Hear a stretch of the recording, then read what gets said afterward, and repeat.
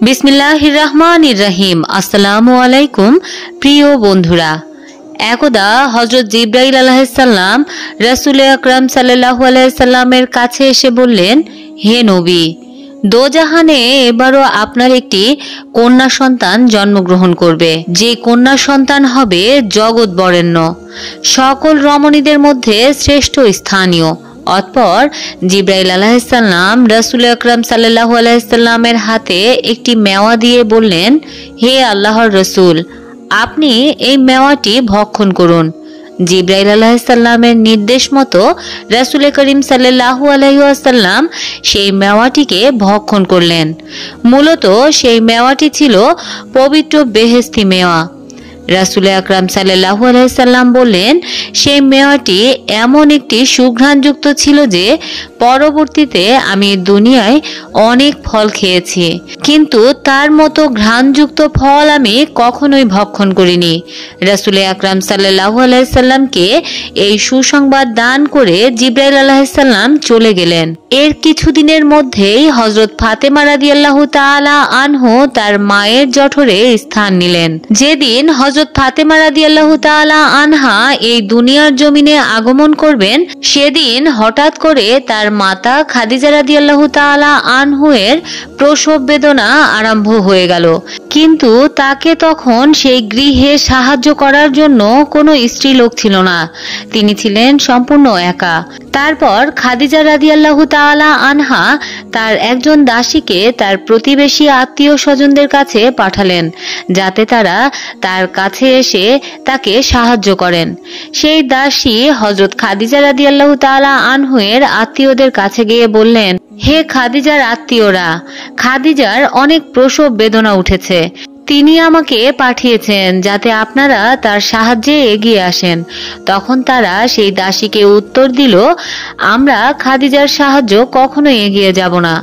আরবের কত ধনবান ও শিক্ষিত যুবক তাকে বিবাহ করতে চেয়েছিল, কিন্তু সে সকল প্রস্তাব প্রত্যাখ্যান করে শেষ পর্যন্ত একজন অশিক্ষিত ও দরিদ্র যুবক মোহাম্মদকে পতি হিসেবে গ্রহণ করল। তার এই কর্মকাণ্ডে আমাদের বংশের মর্যাদা শেষ হয়ে গেছে। সে আমাদের মুখে চুনকালি মাখিয়ে দিয়েছে, শুধু এতটুকুই করে ক্ষান্ত হয়নি। এরপরে সে অশিক্ষিত যুবক মোহাম্মদের ধর্ম গ্রহণ করেছে। সে পুনরায় আমাদেরকে লজ্জিত ও অপমানিত করেছে। এমতাবস্থায় তার সাথে আমাদের কোনো সম্পর্কই থাকতে পারে না। অতঃপর খাদিজা রাদিয়াল্লাহু তাআলা আনহু এর দাসী তাদের কাছ থেকে নিরাশ হয়ে ফিরে আসলেন এবং তিনি তার মনিবের কাছে এসে বললেন, হে মনিব, আপনার আত্মীয় স্বজনরা কেউ আপনাকে সাহায্য করতে আসতে রাজি নয়। দাসের কথা শুনে হযরত খাদিজা রাদিয়াল্লাহু তাআলা আনহু বললেন, আমার সাহায্যে এগিয়ে না আসলেও মহান প্রভু আল্লাহ তাআলা অবশ্যই আমাকে সাহায্য করবেন, আর আমি তার সাহায্যের উপরে ভরসা করি। তিনি ইচ্ছা করলে আমাকে অসীম বিপদ থেকে রক্ষা করতে পারেন, আবার ইচ্ছা করলে আমাকে অসীম বিপদে ফেলে দিতে পারেন। অতঃপর খাদিজা রাদিয়াল্লাহু তাআলা আনহা একাই সেই ঘরের মধ্যে রয়ে গেলেন। এর কিছুক্ষণ পরে তিনি দেখতে পেলেন তার ঘরে একটি অপূর্ব আলোর ছটা প্রকাশিত হয়েছে। সেই আলোয় স্তিমিত হতেই তিনি দেখতে পেলেন চারজন অপূর্ব জ্যোতিষ্ময় রমণী তার সামনে দণ্ডায়মান রয়েছেন। তিনি তাদেরকে দেখে অত্যন্ত অবাক হয়ে গেলেন, কারণ তিনি তাদেরকে ইতিপূর্বে আর কোনোদিনই দেখেননি। অতঃপর তিনি অত্যন্ত ভীত হয়ে তাদেরকে জিজ্ঞাসা করলেন, হে রমণীগণ, আপনারা কারা? কি উদ্দেশ্যে এখানে এসেছেন?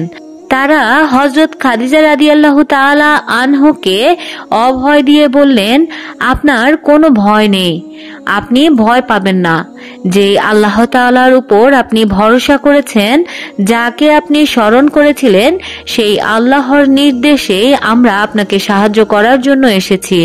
অতঃপর প্রথম রমণী বললেন, আমি পৃথিবীর প্রথম মানবী হযরত হাওয়া আলাইহিস সালাম। এরপর দ্বিতীয় রমণী তার পরিচয় দিয়ে বললেন, হে আল্লাহর নবীর স্ত্রী, আপনার খেদমতের জন্য আমরা এসেছি।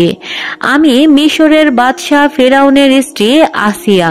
তৃতীয়জন বললেন, হে খাদিজা, তুমি যে কন্যা সন্তান প্রসব করবে সে অনেক পুণ্যবতী একজন কন্যা, আর আমি হলাম হযরত ঈসার মাতা মরিয়ম।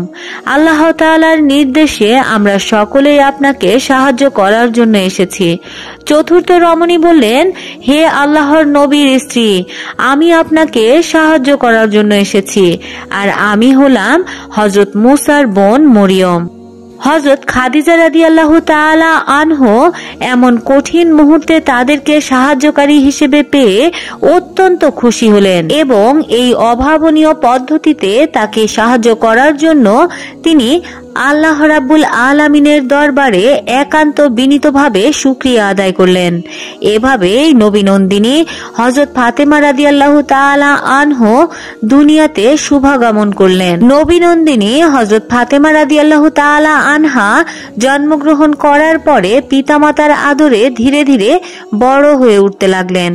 তিনি ছিলেন নারী জাতির একজন মূর্ত প্রতীক ও আদর্শ। তিনি তার পিতামাতাকে অনেক ভালোবাসতেন ও শ্রদ্ধা করতেন। বিশেষ করে রাসূল করিম সাল্লাল্লাহু আলাইহি সাল্লামকে অনেক ভালোবাসতেন। তার বিপদ আপদে তিনি সর্বদাই ছিলেন তার পাশে। তিনি তার পিতার কোনো কষ্টই কখনো সহ্য করতে পারতেন না। হাদিস শরীফে অসংখ্য ঘটনা উল্লেখ রয়েছে, যে ঘটনাগুলিতে বলা হয়েছে কিভাবে হযরত ফাতেমা রাদিয়াল্লাহু তাআলা আনহু রাসূল আকরাম সাল্লাল্লাহু আলাইহি সাল্লামকে বিভিন্ন বিপদ থেকে রক্ষা করেছিলেন, তাকে সাহায্য করেছিলেন। সহিহ বুখারী শরীফে বর্ণিত আছে, একদা রাসূল আকরাম সাল্লাল্লাহু আলাইহি ওয়াসাল্লাম কাবার চত্বরে নামাজ আদায় করছিলেন। তার অদূরে দাঁড়িয়ে ছিল আবু জাহেল ও তার সাঙ্গপাঙ্গরা। রাসূল আকরাম সাল্লাল্লাহু আলাইহি ওয়াসাল্লামকে নামাজ আদায় করতে দেখে আবু জেহেল তার সাঙ্গপাঙ্গদেরকে লক্ষ্য করে বলল, তোমাদের মধ্যে এমন কেউ কি আছে যে অমক গোত্র থেকে উটের নাড়ি ভুড়ি এনে মুহাম্মদের মাথায় যখন সে সেজদায় যাবে তখন চাপিয়ে দিতে পারো? আবু জেহেলের সাঙ্গপাঙ্গদের মধ্যে থেকে উকবা ইবনে আবু মুহিত নামক একজন পাপিষ্ঠ বলল, হে আমাদের সর্দার, আমি পারবো। ওই গোত্র থেকে উটের নাড়ি ভুড়ি এনে আমি মুহাম্মদের মাথায় চাপিয়ে দিতে পারবো। তখন উকবা ইবনে আবু মুহিত উঠে নাড়ি ভুড়ি আনার জন্য চলে গেলেন। এরপর তিনি ফিরে এলেন এবং অপেক্ষা করতে লাগলেন কখন রাসূল আকরাম সাল্লাল্লাহু আলাইহি সাল্লাম সেজদায় যাবেন। যখন রাসূল করিম সাল্লাল্লাহু আলাইহি সাল্লাম সেজদায় গেলেন, উকবা ইবনে আবু মুহিত উটের নাড়ি ভুড়িগুলি রাসূল আকরাম সাল্লাল্লাহু আলাইহি সাল্লামের ঘাড়ের উপর চাপিয়ে দিলেন। সেই নাড়ি ভুড়ির ময়লা আবর্জনা হুজুর আকরাম সাল্লাল্লাহু আলাইহি সাল্লামের কাপড় মোবারকে লাগলো এবং কাপড়গুলি নষ্ট হয়ে গেল।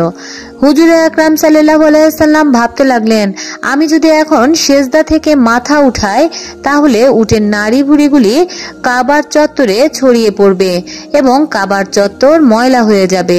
এই জন্য তিনি আর সেজদা থেকে মাথা উঠাচ্ছিলেন না। ওদিকে রাসূল আকরাম সাল্লাল্লাহু আলাইহি সাল্লামের অবস্থা এমন হলো যে তিনি নড়াচড়াও করতে পারছিলেন না, তার দম বন্ধ হয়ে আসছিল। এই খবরটি হযরত ফাতেমা রাদিয়াল্লাহু তাআলা আনহার কাছে পৌঁছানো মাত্রই তিনি দৌড়ে এলেন। তিনি এসে রাসূল আকরাম সাল্লাল্লাহু আলাইহি সাল্লামের কাঁধ মোবারক থেকে সেই নাড়ি ভুড়িগুলি অপসারণ করলেন এবং তিনি আবু জেহেল ও তার সাঙ্গপাঙ্গদেরকে লক্ষ্য করে বললেন, হে আল্লাহর শত্রু, আমার পিতা তোমাদের সাথে কি অন্যায় করেছে যে তোমরা তাকে এভাবে কষ্ট দিচ্ছ? তার অপরাধ কি এটাই যে তিনি বলেছেন আল্লাহ এক, তার কোনো শরীক বা অংশীদার নেই? এই অপরাধের কারণে কি তোমরা তাকে হত্যা করতে যাচ্ছ? তোমাদের মতো নিষ্ঠুর ও পাপী এই দুনিয়ার জমিনে আর কেউ নেই। ফাতেমা রাদিয়াল্লাহু তাআলা আনহু এর এই কথা শুনে আবু জেহেল ও তার সাঙ্গপাঙ্গরা অত্যন্ত লজ্জিত হলো এবং তারা সেখান থেকে প্রস্থান করলো। আর এভাবে হযরত ফাতেমা রাদিয়াল্লাহু তাআলা আনহু রাসূল আকরাম সাল্লাল্লাহু আলাইহি সাল্লামের প্রত্যেক প্রত্যেকটি বিপদে তার পাশে ছিলেন এবং তিনি তার খেদমত করার চেষ্টা করেছেন। হযরত ফাতেমা রাদিয়াল্লাহু তাআলা আনহু যখন 11 বছর বয়সে উপনীত হলেন তখন তার মাতা খাদিজা রাদিয়াল্লাহু তাআলা আনহা অত্যন্ত অসুস্থ হয়ে শয্যায় শায়িত হয়ে পড়লেন। খাদিজা রাদিয়াল্লাহু তাআলা আনহা সুখে দুঃখে বিপদে আপদে সর্বদাই রাসূল আকরাম সাল্লাল্লাহু আলাইহি ওয়াসাল্লামের পাশে থাকতেন এবং তার খেদমত করতেন। শয্যায় শায়িত থাকা অবস্থায় তিনি আর রাসূলের খেদমত করতে পারছিলেন না। এই জন্য তিনি অত্যন্ত ভারাক্রান্ত দুঃখিত ছিলেন। একদা তিনি কান্না ভেজা কণ্ঠে আল্লাহ রাব্বুল আলামিনের দরবারে প্রার্থনা করলেন, হে আল্লাহ, আমি জীবনের শেষ প্রান্তে এসে উপস্থিত হয়েছি। আমার জীবনের কোনো মায়া নেই। আমার আফসোস একটাই, এই জীবনের শেষ মুহূর্তে তোমার পেয়ারা নবী মুহাম্মাদুর রাসূলুল্লাহ সাল্লাল্লাহু আলাইহি ওয়াসাল্লামের চরণের সেবা করার সুযোগ থেকে আমি বঞ্চিত হলাম। হয়তো আমার মতো হতভাগী ও দুঃখিনী নারী এই পৃথিবীতে খুঁজে পাওয়া যাবে না। বিবি খাদিজা রাদিয়াল্লাহু তাআলা আনহা যখন এই প্রার্থনা করছিলেন, কিশোরী ফাতেমা রাদিয়াল্লাহু তাআলা আনহা তার পাশে ছিলেন। তিনি যখন মায়ের এই আবেগ জড়ানো কান্না ভেজা প্রার্থনা শ্রবণ করলেন তার হৃদয় ভেঙে চৌচির হয়ে গেল। তাই কিশোরী ফাতেমা মায়ের অশ্রু মুছে দিয়ে মাকে জড়িয়ে ধরে বললেন, আম্মা জান, আপনি কোনো চিন্তা করবেন না। আপনার স্থানে আমি সর্বদা আব্বাজানের খেদমত করব। জীবন থাকতে আব্বাজানের খেদমতের সামান্যতম ত্রুটি আমি হতে দেব না। মৃত্যু পথযাত্রী হযরত খাদিজা রাদিয়াল্লাহু তাআলা আনহা মেয়ের মুখের এই কথা শুনে অত্যন্ত আনন্দিত হলেন। অতঃপর তিনি তার জন্য আল্লাহ রাব্বুল আলামিনের দরবারে দোয়া করলেন। তিনি বললেন, হে আল্লাহ, তুমি আমার মেয়েকে তোমার প্রিয় বান্দি বানিয়ে নাও। তাকে জগতের বুকে মহা মর্যাদাপূর্ণ মাতৃ আসনে অধিষ্ঠিত করো। অতঃপর তিনি হযরত ফাতেমা রাদিয়াল্লাহু তাআলা আনহাকে কাছে ডেকে বললেন, হে ফাতেমা, তুমি আমার প্রাণের মেয়ে। মনে রাখবে, এই পৃথিবীতে আমি চলে যাওয়ার পর কোনো দুঃখ করবে না, বরং সর্বদাই আমার জন্য ক্ষমা প্রার্থনা করবে ও দোয়া করবে। তবে তোমার কাছে আমার বিশেষ আবেদন হলো, আমার মৃত্যুর পরে তোমার আব্বাজানের খেদমত ও সেবা যত্নের দায়িত্ব তুমি গ্রহণ করবে। আমি যেমন তার সেবা যত্ন করেছিলাম, তুমিও তার অনুরূপ সেবা যত্ন করে তাকে সুখী রাখার চেষ্টা করবে। মনে রেখো, তোমার আব্বাজানের খেদমতে ইহকাল ও পরকাল উভয়ই তোমার কল্যাণ হবে। আল্লাহ যেন তোমাকে তোমার পিতার খেদমত করার সুযোগ করে দেন এবং তার খেদমতের উসিলায় আল্লাহ রাব্বুল আলামিন যেন তোমাকে সীমাহীন মর্যাদায় অধিষ্ঠিত করেন। আর এভাবে হযরত খাদিজা রাদিয়াল্লাহু তাআলা আনহা এই দুনিয়া থেকে চির বিদায় গ্রহণ করলেন। যে বছর হযরত খাদিজা রাদিয়াল্লাহু তাআলা ইন্তেকাল করলেন সে বছরটিকে চিন্তার বছর বলা হয়। কেননা খাদিজা রাদিয়াল্লাহু তাআলা আনহুয়ের মৃত্যুর পর মাত্র 3 মাস পূর্বে রাসূল আকরাম সাল্লাল্লাহু আলাইহি সাল্লামের চাচা আবু তালেব ইহধাম ত্যাগ করে পরলোকের উদ্দেশ্যে যাত্রা করেন। আর এই কারণে রাসূল আকরাম সাল্লাল্লাহু আলাইহি সাল্লাম একেবারে একা হয়ে পড়েন। ঘরে ও বাইরে তাকে সান্ত্বনা দেওয়ার মতো আর কোনো লোক ছিল না। বর্তমানে আমরা যে কাহিনীটি বলছি তা হিজরতের 3য় বছরের কাহিনী। মুসলমানেরা মক্কা থেকে মদিনায় হিজরত করে চলে গেছেন এবং 3 বছর অতিবাহিত হয়ে গেছে। একদা হযরত আবু বকর রাদিয়াল্লাহু তাআলা আনহু রাসূল আকরাম সাল্লাল্লাহু আলাইহি সাল্লামের কাছে গিয়ে বিনীতভাবে আর্জ করলেন, হে আল্লাহর রাসূল, আপনি যদি চান তাহলে আপনার কন্যা ফাতেমাকে আমি বিবাহ করতে চাই। আবু বকর রাদিয়াল্লাহু তাআলা আনহু এর এই প্রস্তাব শুনে রাসূল আকরাম সাল্লাল্লাহু আলাইহি সাল্লাম চুপ করে রইলেন। তিনি কোনো উত্তর দিলেন না। এতে আবু বকর রাদিয়াল্লাহু তাআলা আনহু বুঝতে পারলেন রাসূল আকরাম সাল্লাল্লাহু আলাইহি সাল্লাম তার সাথে হযরত ফাতেমা রাদিয়াল্লাহু তাআলা আনহাকে বিয়ে দিতে রাজি নন। অতঃপর একদিন হযরত ওমর রাদিয়াল্লাহু তাআলা আনহু এসে রাসূল আকরাম সাল্লাল্লাহু আলাইহি সাল্লামকে বললেন, হে আল্লাহর রাসূল, আপনি যদি চান আপনার নয়নের পুত্তুলি হযরত ফাতেমাকে আমি স্ত্রী হিসেবে পেতে যেতে চায়। হযরত ওমর রাদিয়াল্লাহু তাআলা আনহু এর প্রস্তাব শুনে রাসূল আকরাম সাল্লাল্লাহু আলাইহি সাল্লাম কোনো উত্তর দিলেন না। এতে বুঝতে পারলেন রাসূল আকরাম সাল্লাল্লাহু আলাইহি সাল্লাম তার কন্যা হযরত ফাতেমাকে তার সাথে বিয়ে দিতে রাজি নন। রাসূল আকরাম সাল্লাল্লাহু আলাইহি সাল্লাম যেন কার অপেক্ষা করছিলেন। তখন তিনি চাইছিলেন সেই লোকটি এসে তাকে প্রস্তাব দান করুক, কিন্তু তিনি আসছিলেন না এবং তার কাছে প্রস্তাবও দিচ্ছিলেন না। আল্লামা ইবনে কাসির রহমতুল্লাহ আলাইহি সিরাতে নববী নামক কিতাবে এবং বাইহাতি রহমতুল্লাহ আলাইহির নবুয়ত নামক কিতাবে বর্ণনা করেছেন, হযরত আবু বকর ও ওমর রাদিয়াল্লাহু তাআলা আনহু সহ অসংখ্য সাহাবী রাসূল করিম সাল্লাল্লাহু আলাইহি সাল্লামের কাছে ফাতিমা রাদিয়াল্লাহু তাআলা আনহুয়ের বিয়ের পয়গাম পাঠাতে থাকলে তখন হযরত আলী রাদিয়াল্লাহু তাআলা আনহুয়ের একজন দাসী তার কাছে গিয়ে বললেন, হে আলী, তুমি কি জানো লোকেরা রাসূল কন্যা ফাতেমার বিয়ের পয়গাম নিয়ে পাঠাচ্ছেন? আলী রাদিয়াল্লাহু তাআলা আনহু উত্তর দিলেন, আমি তো একথা জানি না। সেই দাসীটি বললেন, হে আলী, তুমি জেনে রাখো রাসূলের কন্যা ফাতেমার জন্য বিভিন্ন জায়গা থেকে বিয়ের পয়গাম আসছে, সবাই মিলে বিয়ের প্রস্তুতি দিচ্ছে, কিন্তু তুমি বসে আছো কেন? তুমি কেন বিয়ের প্রস্তাব নিয়ে রাসূল আকরাম সাল্লাল্লাহু আলাইহি সাল্লামের কাছে যাচ্ছ না? আলী রাদিয়াল্লাহু তাআলা আনহু তাকে উত্তর দিলেন, হে আল্লাহর বান্দি, আমার কাছে কি এমন কোন সম্পদ আছে যে সম্পদের বিনিময়ে আমি ফাতেমাকে বিয়ে করতে পারবো? আমার কাছে তো কিছুই নেই, আমি একবারে নিঃস্ব অসহায়।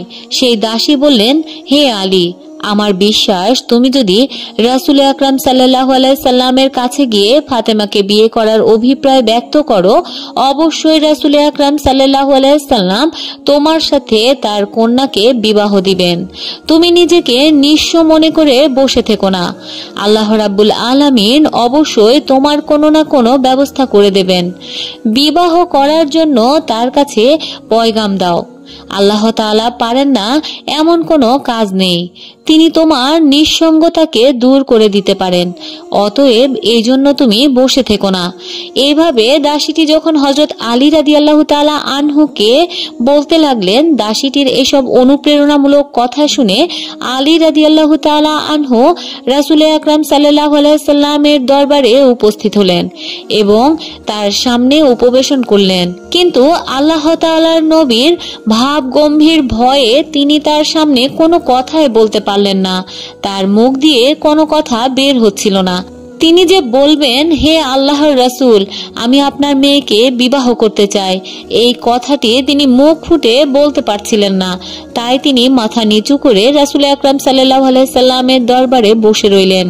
আলী রাদিয়াল্লাহু তাআলা আনহু এর অবস্থা দেখে পেয়ারা নবী সাল্লাল্লাহু আলাইহি সাল্লাম তাকে বললেন, হে আলী, সত্যি করে বলো তো তুমি আমার দরবারে কেন এসেছো? তুমি কি কোনো প্রয়োজনে এসেছো? হযরত আলী রাদিয়াল্লাহু তাআলা আনহু রাসূলের এই প্রশ্নের কোনো উত্তর দিলেন না, তিনি মাথা নিচু করেই রাখলেন। এরপর রাসূলুল্লাহ সাল্লাল্লাহু আলাইহি সাল্লাম তাকে পুনরায় প্রশ্ন করলেন, হে আলী, আমার মনে হয় তুমি ফাতেমার বিবাহের কথা বলতে এসেছো। তুমি কি চাও আমার মেয়ে ফাতেমাকে বিয়ে করতে? তখন আলী রাদিয়াল্লাহু তাআলা আনহু বললেন, হে আল্লাহর রাসূল, আমি এই উদ্দেশ্য নিয়ে আপনার দরবারে এসেছিলাম, কিন্তু আপনার গাম্ভীর্যের ভয়ে আমি আপনার কাছে এই কথাটি বলতে সাহস পাচ্ছিলাম না। আমি চাই আপনার মেয়ে ফাতেমাকে বিবাহ করতে। আপনি যদি অনুগ্রহ করে আপনার নয়নের পুত্তলিকে আমার হাতে তুলে দেন তাহলে আমি অনেক কৃতজ্ঞ থাকব। দয়ালু নবী রাসূলুল্লাহ সাল্লাল্লাহু আলাইহি সাল্লাম চাচ্ছিলেন আলীর মুখ থেকে এই কথা শোনার জন্য। তিনি তো এতদিন এই অপেক্ষাতেই ছিলেন। তাই তিনি কাল বিলম্ব না করে বললেন, হে আলী, অবশ্যই আমি আমার মেয়ে ফাতেমাকে তোমার হাতে তুলে দিব। এরপর তিনি তাকে জিজ্ঞাসা করলেন, আলী, তোমার কাছে কি এমন সম্পদ আছে যে সম্পদে তুমি বিয়ের মোহরানা হিসেবে ফাতেমাকে দিতে পারো? আলী রাদিয়াল্লাহু তাআলা আনহু উত্তর দিয়ে বললেন, হে আল্লাহর রাসূল, আল্লাহর কসম করে বলছি, আমার কাছে এমন কোনো সম্পদ নেই যে সম্পদগুলো আমি ফাতেমার মোহর স্বরূপ দিতে পারি। আমি একেবারে নিঃস্ব, অসহায়। তখন পেয়ারা নবী সাল্লাল্লাহু আলাইহি সাল্লাম তাকে প্রশ্ন করলেন, হে আলী, আমি যে বর্মটি তোমাকে দান করেছিলাম সেটি কোথায়? আলী রাদিয়াল্লাহু তাআলা আনহু বললেন, হে আল্লাহর রাসূল, আল্লাহর কসম করে বলছি সেটা আমার নিকটেই রয়েছে, কিন্তু তার মূল্য কত হবে আমি তা জানি না, হয়তোবা 4 দিরহামের বেশি হবে না। এরপর দয়ালু নবী বললেন, হে আলী, আমি সেই বর্মের বিনিময়ে আমার মেয়ে ফাতেমাকে তোমার সাথে বিবাহ দিলাম। সেই বর্মটির মূল্যই হবে তার মোহরানা। এখন যাও, সেই বর্মটি বিক্রি করে তার মূল্য দিয়ে নিয়ে আসো। সুপারিশের কাণ্ডারি হযরত মুহাম্মদ সাল্লাল্লাহু আলাইহি ওয়াসাল্লামের পবিত্র মুখের এই কথা ও নির্দেশ অনুযায়ী ইসলামের বীর সৈনিক হযরত আলী রাদিয়াল্লাহু তাআলা আনহু, নবীর দুলালী কলিজার টুকরা হযরত ফাতেমা রাদিয়াল্লাহু তাআলা আনহু এর শুভ বিবাহের মোহরানা আদায়ের জন্য খুশিতে আপন লৌহবর্ম বিক্রি করার সিদ্ধান্ত নিলেন। কেবল সিদ্ধান্তই থেমে রইল না, বর্মটি বিক্রি করার জন্য উপযুক্ত গ্রাহকের সন্ধান করতে লাগলেন। কিন্তু অনেক খোঁজাখুঁজি করেও তিনি উপযুক্ত কোনো গ্রাহক পেলেন না। পরের দিন হযরত আলী রাদিয়াল্লাহু তাআলা আনহু বর্মটি নিয়ে নবী করিম সাল্লাল্লাহু আলাইহি সাল্লামের দরবারে উপস্থিত হলেন। ওই মুহূর্তে হযরত মুহাম্মদ সাল্লাল্লাহু আলাইহি ওয়াসাল্লাম, হযরত আবু বকর সিদ্দিক রাদিয়াল্লাহু তাআলা আনহু, হযরত ওমর ফারুক রাদিয়াল্লাহু তাআলা আনহু, হযরত ওসমান রাদিয়াল্লাহু তাআলা আনহু সহ আরো অনেক সাহাবী উপস্থিত ছিলেন। প্রিয় নবী সাল্লাল্লাহু আলাইহি সাল্লাম নিজ উপস্থিতিতে সাহাবাদেরকে লক্ষ্য করে বললেন, হে আমার সাহাবারা, তোমাদের মধ্যে এমন কেউ কি আছে যে উপযুক্ত মূল্য দিয়ে আলীর বর্মটি ক্রয় করতে পারবে? নবীজি সাল্লাল্লাহু আলাইহি সাল্লামের এই কথা শোনা মাত্রই কাল বিলম্ব না করে ওসমান রাদিয়াল্লাহু তাআলা আনহু দাঁড়িয়ে বললেন, হে আল্লাহর নবী, আমি 480 দিরহাম মূল্য দিয়ে এই বর্মটি ক্রয় করতে প্রত্যাশী। উসমান রাদিয়াল্লাহু তাআলা আনহু এর কথা অনুযায়ী প্রিয় নবী হযরত মুহাম্মদ সাল্লাল্লাহু আলাইহি সাল্লাম বর্মটি উসমান রাদিয়াল্লাহু তাআলা আনহু এর হাতে তুলে দিলেন। উসমান রাদিয়াল্লাহু তাআলা আনহু মনের খুশিতে 480 দিরহামে বর্মটি কিনে নিলেন এবং এই অর্থে প্রিয় নবী সাল্লাল্লাহু আলাইহি ওয়াসাল্লামের সামনে রাখলেন এবং নবী টাকা নিয়ে হযরত আলী রাদিয়াল্লাহু তাআলা আনহু এর হাতে দিলেন। এদিকে হযরত ওসমান রাদিয়াল্লাহু তাআলা আনহু এমন আনন্দের মুহূর্তে অত্যন্ত খুশি হয়ে আলী রাদিয়াল্লাহু তাআলা আনহুকে সেই বর্মটি আল্লাহর রাস্তায় জিহাদ করার জন্য দান করে দিলেন। বর্মটি ফেরত পেয়ে আলী রাদিয়াল্লাহু তাআলা আনহু অত্যন্ত খুশি হলেন এবং রাসূল আকরাম সাল্লাল্লাহু আলাইহি সাল্লাম ওসমান রাদিয়াল্লাহু তাআলা আনহু এর এমন কাজে অত্যন্ত খুশি হয়ে দুনিয়া ও আখিরাতের কল্যাণের জন্য দোয়া করলেন। এরপর হুজুর আকরাম সাল্লাল্লাহু আলাইহি সাল্লাম মিম্বরে দাঁড়িয়ে নিজে বিবাহর খুতবা পাঠ করলেন। প্রিয় নবী উপস্থিত সাহাবীদেরকে লক্ষ্য করে বললেন, তোমরা সকলে জেনে রাখো এবং সাক্ষী থাকো, আমি 480 দেনমোহরের বিনিময়ে হযরত আলী ইবনে আবি তালিবের কাছে আমার কন্যা ফাতেমাকে বিবাহ দিচ্ছি।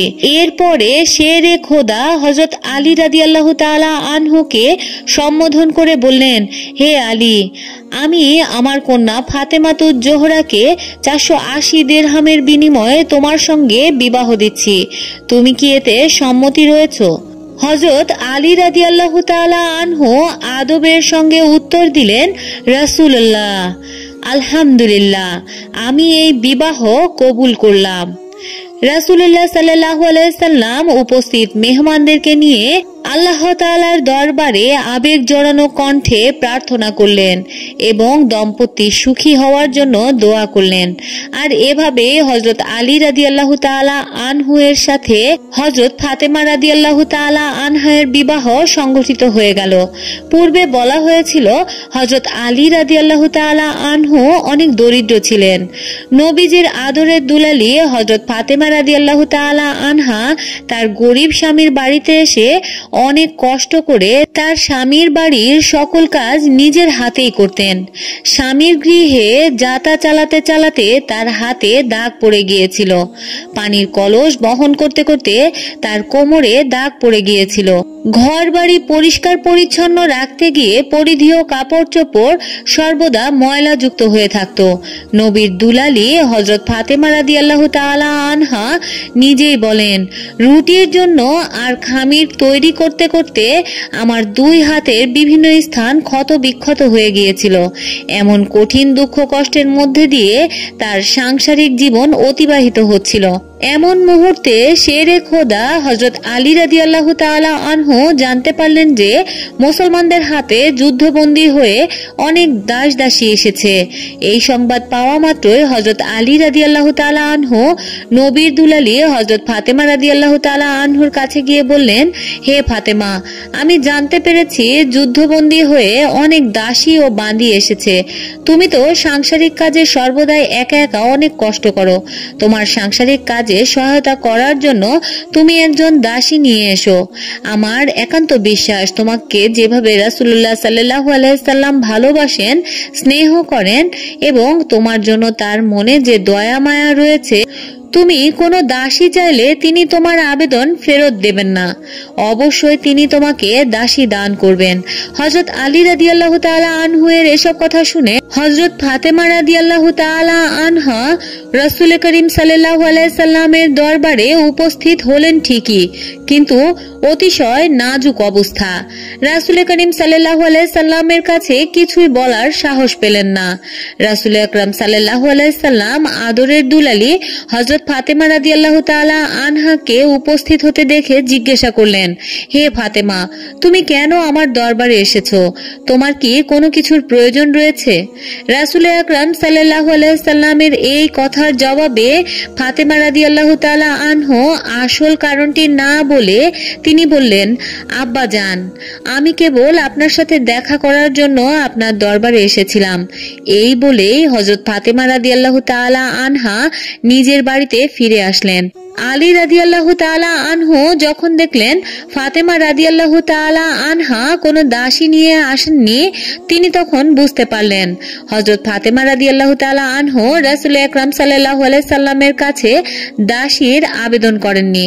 হয়তো তিনি লজ্জার কারণে সংবাদ গোপন রেখেছিলেন। অতঃপর হযরত আলী রাদিয়াল্লাহু তাআলা আনহু হযরত ফাতেমা রাদিয়াল্লাহু তাআলা আনহাকে সঙ্গে নিয়ে রাসূল আকরাম সাল্লাল্লাহু আলাইহি সাল্লামের দরবারে উপস্থিত হলেন এবং অত্যন্ত আদবের সাথে নম্রভাবে তিনি প্রিয় নবী করিম সাল্লাল্লাহু আলাইহি সাল্লামকে বললেন, হে আল্লাহর নবী, আপনার আদরের কন্যা ফাতেমা ইতিপূর্বে লজ্জার কারণে আপনার কাছে আসল সংবাদটি গোপন করে রেখেছিল।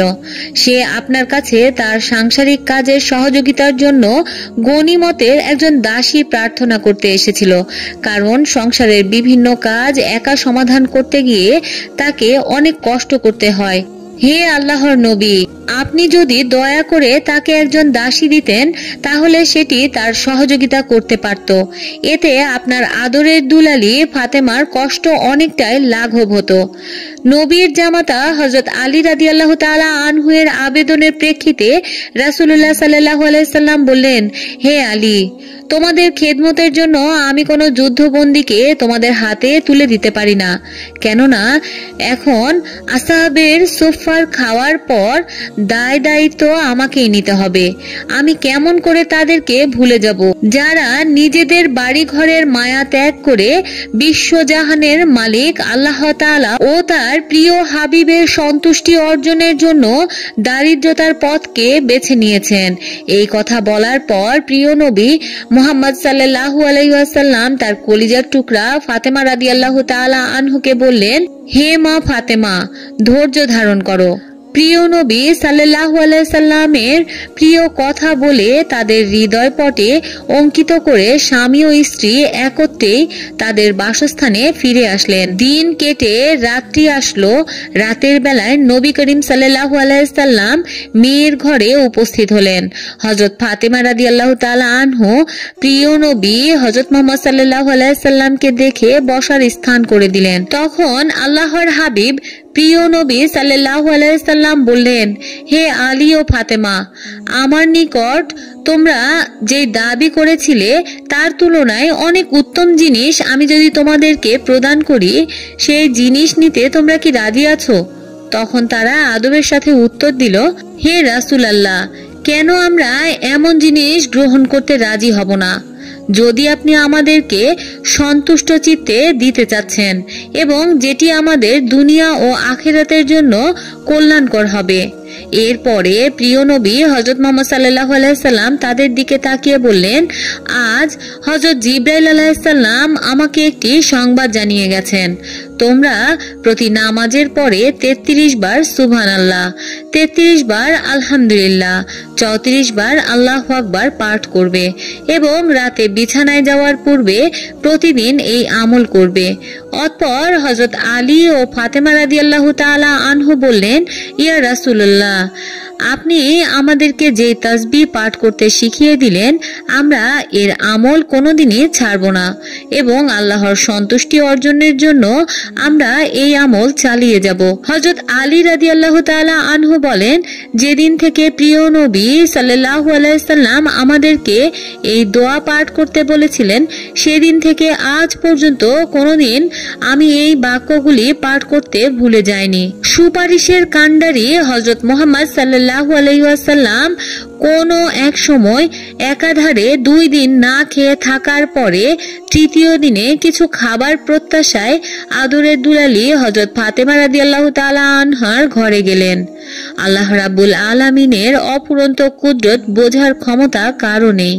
রাসূল আকরাম সাল্লাল্লাহু আলাইহি সাল্লাম ফাতেমা রাদিয়াল্লাহু তাআলা আনহার ঘরে গিয়েছিলেন কিছু খাবারের জন্য, কিন্তু এদিকে নবী কন্যা হযরত ফাতেমা রাদিয়াল্লাহু তাআলা আনহা 3 দিন পর্যন্ত না খেয়েছিলেন। এমনই অভাব অনটনের সংসারে কিছু খাবার প্রত্যাশায় নবী করিম সাল্লাল্লাহু আলাইহি সাল্লাম আদরের দুলালি মা ফাতেমার গৃহে উপস্থিত হলেন। নবী কন্যা হযরত ফাতেমা রাদিয়াল্লাহু তাআলা আনহু পিতার পবিত্র মুখখানার দিকে দৃষ্টি করতেই বুঝতে পারলেন যে প্রিয় নবী অনাহারে রয়েছেন।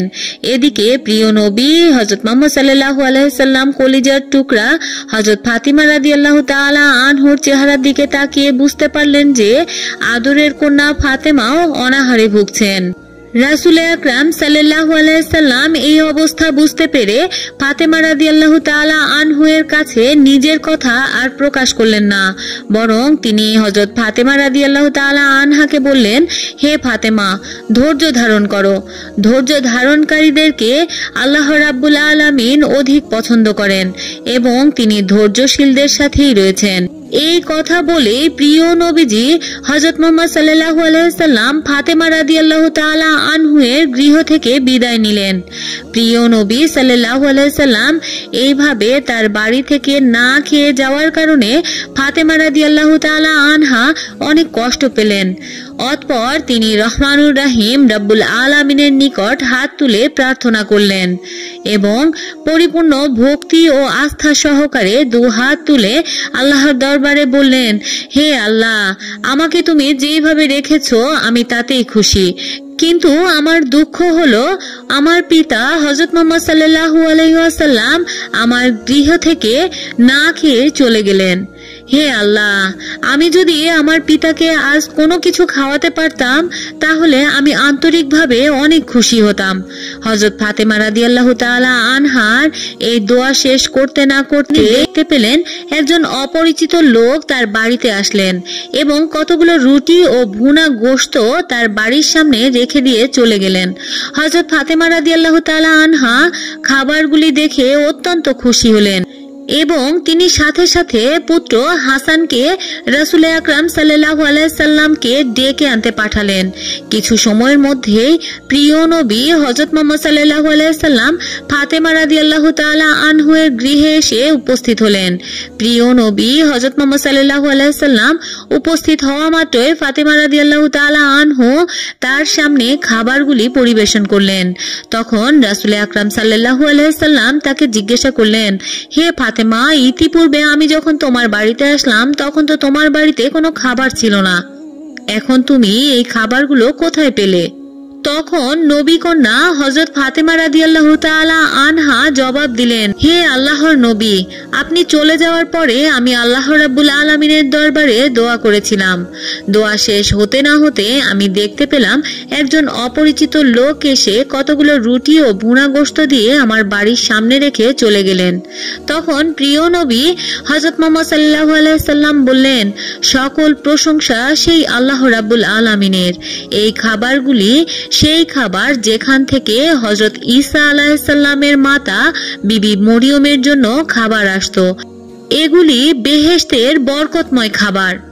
অতঃপর প্রিয় নবী হযরত মুহাম্মদ সাল্লাল্লাহু আলাইহি সাল্লাম হযরত ফাতিমা রাদিয়াল্লাহু তাআলা আনহা তার পরিবারের সকলকে নিয়ে খাবারগুলো অত্যন্ত তৃপ্তি সহকারে ভক্ষণ করলেন। আর এভাবে হযরত ফাতিমা রাদিয়াল্লাহু তাআলা আনহা মহান আল্লাহ রাব্বুল আলামিনের উপর আস্থা ভরসা অর্জন করার প্রতিফল লাভ করলেন। প্রিয় দর্শক, এই ছিল নবী দুলালী হযরত ফাতেমা রাদিয়াল্লাহু তাআলা আনহার জীবনের কিছু চিত্র। প্রিয় বন্ধুরা, ভিডিওটি ভালো লেগে থাকলে অবশ্যই কমেন্টে লিখুন আমিন। পরবর্তী ভিডিও দেখার আমন্ত্রণ জানিয়ে আজকের মতো এখানেই বিদায় নিচ্ছি। ভালো থাকবেন, সুস্থ থাকবেন এই প্রত্যাশায়। আল্লাহ হাফেজ।